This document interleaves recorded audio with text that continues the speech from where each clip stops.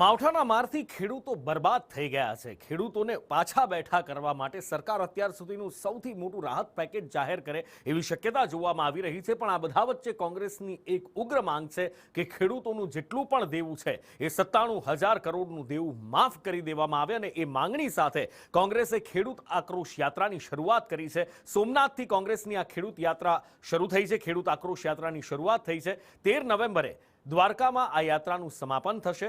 જાહેર સભામાં ભાજપ સરકાર પર કોંગ્રેસ દ્વારા પ્રહાર કરવામાં આવ્યા છે। સરકાર બહેરી મૂંગી હોવાના આરોપ લગાવવામાં આવ્યા છે। ખેડૂતોની વેદના સરકાર સુધી પહોંચાડવા આ યાત્રા કરી હોવાનું કોંગ્રેસનું કહેવું છે।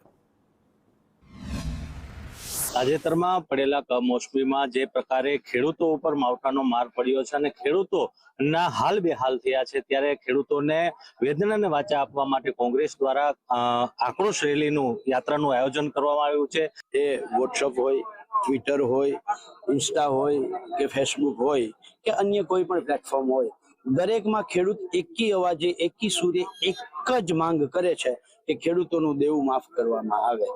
માંગ કરે છે એની પાછળનું કારણ છે, ખેડૂતો પૂછે છે સરકારને કે દેશની તિજોરી ઉપર, રાજ્યની તિજોરી ઉપર શું માત્ર 5-25 સરકારના માનીતા ઉદ્યોગપતિઓનો જ અધિકાર છે?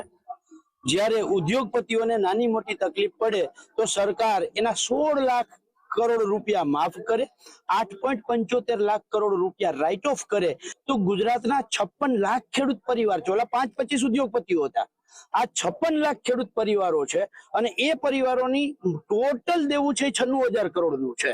તો જો 5-25 ઉદ્યોગપતિઓના તમે દેવા માફ કરી શકતા હો 25 લાખ કરોડના, તો 56 લાખ ખેડૂત પરિવારોના આ 96,000 કરોડનું દેવું માફ ન થાય? છેલ્લા 11 વર્ષમાં એવું થયું છે કે ખેત પેદાશના ભાવ સતત ઘટ્યા છે।